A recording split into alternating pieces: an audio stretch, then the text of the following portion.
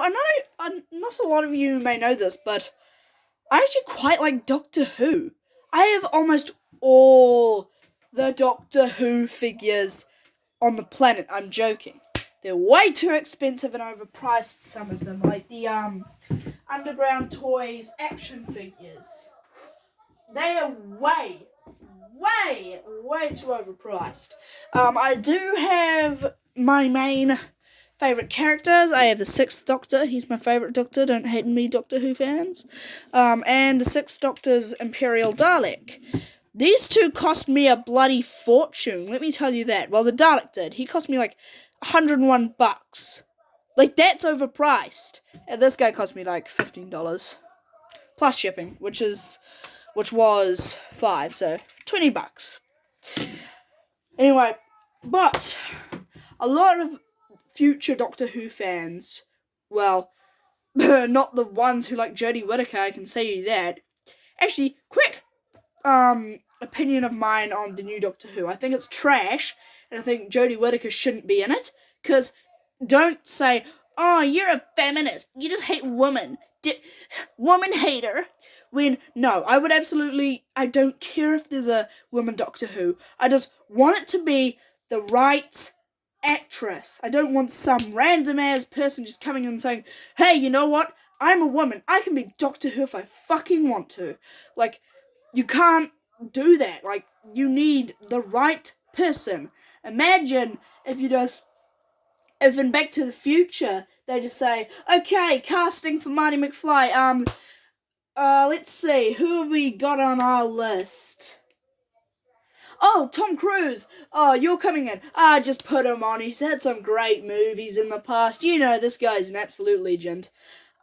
I think Back to the Future would have gone terribly if he was actually, Marty McFly. Anyway, you can't do that. Like, that would be stupid. Like, he's not the right actor to portray him. So, Jodie Whittaker as the new Doctor is stupid, and they should definitely cancel it. But no, because they've delayed it till next year, which is stupid, because no Doctor Who thing has had that happen. Anyway, I think that not a lot of future Doctor Who fans know this about the toy, but here's what you clicked on: the review of the Louis Marx Doctor Who Daleks. Now, I've seen a bunch of reviews on this, and most of them are great. Most of them are just some random YouTuber playing with it in his kitchen or lounge, or his or hers kitchen or lounge, and it's a great toy. Like, it's from 1964, obviously. Like, as you can see, the vintage, BBC TV logo from 1964. And it's a really, once I get this out of the box, you'll say, what the fuck is this? How the hell did they market this as a Dalek? Because it's one strange design for a Dalek. But this was 1964, it's the first Dalek toy ever made, and they had a bit of setbacks because they didn't know what they were going to do and how to do this and yada yada. There was no previous people to show them how to do it. Eventually they got it right, and by that I mean in 2006, maybe? And anyway, if I just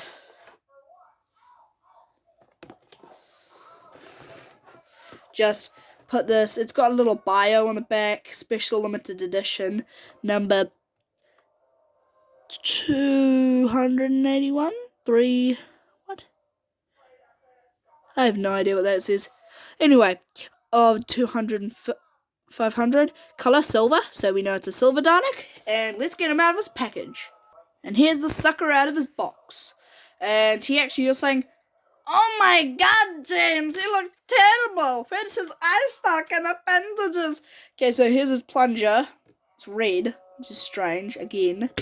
His exterminator, I think it's called. And his eye stalk, it's a problem because my one's got his eye stalk completely snapped off. And you may be saying, well, they badly applied this chest piece. It's because mine has been unglued, and I need to glue it back on and fix it up, but there's the inside for ya. Wires and a light. Wow, that's actually really interesting. And you can easily put it back in without glue, so don't worry, but you really want to glue it back in so that it doesn't look all messy like mine. Anyway, yeah, you can tell this is a strange design for a Dalek because it goes really small at the top, like a really small dome, when it's not that design. And it stands about 6 inches high. I've looked it up and I've actually measured it, and it's got this one panel here which isn't right. Like the Daleks are meant to have 2 panels either side in the front, 1 panel on the back again, which is incorrect as well. But this was 1964; they didn't know exactly, and I shall get his appendages on right now. And here he is with his appendages. And you may be saying, "Well, what's his feature?" Well, if you actually look on the box, hold up. It says, with amazing robot action. In fact, Daleks aren't robots, they're aliens, if you're a noob to Doctor Who. But it's sure robot action, but I don't know about Dalek action. And let's obviously play with him. You guys obviously want to see him being played with, so here he is in play motion. So you want to get a nice space on your floor. Look on the bottom of him. There's a metal switch. And he turns on.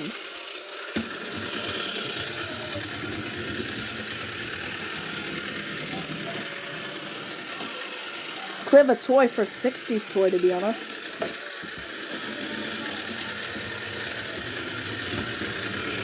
Anyway, that's enough.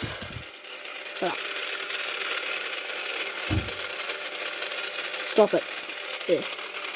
Oh, jeez. Hold up.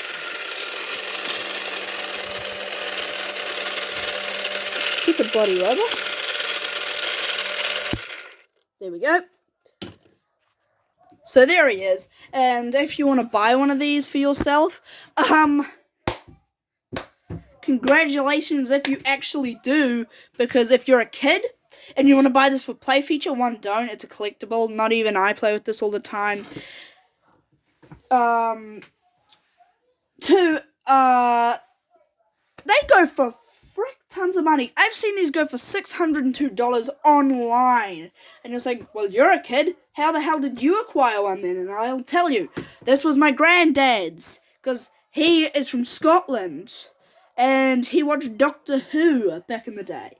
And yes, I am part Scottish, and that's how he acquired this back in '64, because he absolutely loved the Daleks, and these were released about around the time of Dalek Mania, so they were really popular.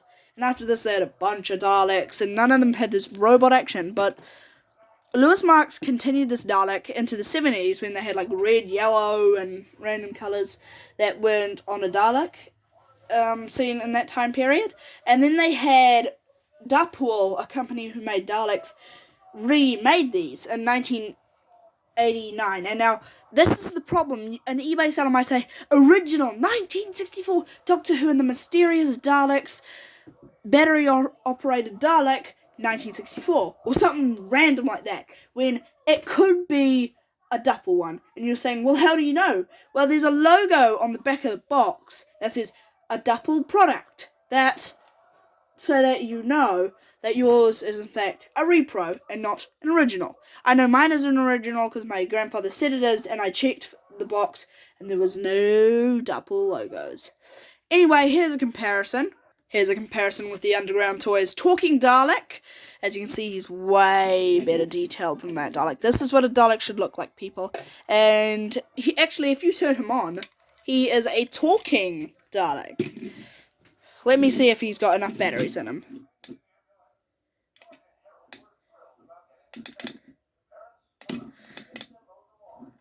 Shut up. Jesus. Okay, well, he's obviously flat. Oh, maybe some other time I'll get some batteries in him, and yeah, they just take watch batteries. Anyway, and here's a comparison with one I built. Here's my one I built.